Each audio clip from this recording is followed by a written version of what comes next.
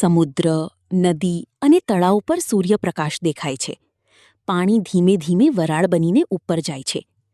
સૂર્યની ગરમીને કારણે સમુદ્ર, નદીઓ અને તળાવનું પાણી ગરમ થાય છે. આ પાણી ધીમે ધીમે વરાળમાં ફેરવાઈ આકાશ તરફ ઊંચે ઉડે છે. આ પ્રક્રિયાને બાષ્પીભવન એટલે કે ઇવેપોરેશન કહેવાય છે. બાષ્પીભવન પાણીની વરાળ ઠંડી હવામાં જઈ નાના ટીપામાં ફેરવાઈ વાદળો બનાવે છે. આકાશમાં ઉપર જતા પાણીના વરાળને ઠંડી હવા મળે છે.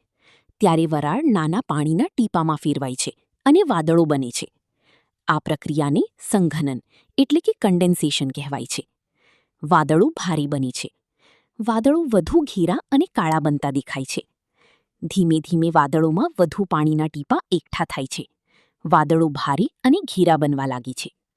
જ્યારે વાદળોમાં રહેલા પાણીના ટીપાં ખૂબ ભારે બની જાય છે ત્યારે તે વરસાદના રૂપમાં પૃથ્વી પર વરસે છે. આ પ્રક્રિયાને વર્ષા એટલે કે પ્રેસિપિટેશન કહેવાય છે.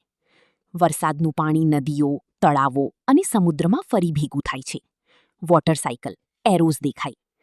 વરસાદનું પાણી ફરી નદીઓ, તળાવો અને સમુદ્રમાં ભેગું થાય છે અને ફરી સૂર્યની ગરમીથી બાષ્પીભવન શરૂ થાય છે. આ આખી પ્રક્રિયાને જળચક્ર એટલે કે વોટર સાયકલ કહેવાય છે. આ રીતે કુદરતમાં સતત જળચક્ર ચાલતું રહે છે અને વરસાદ પડે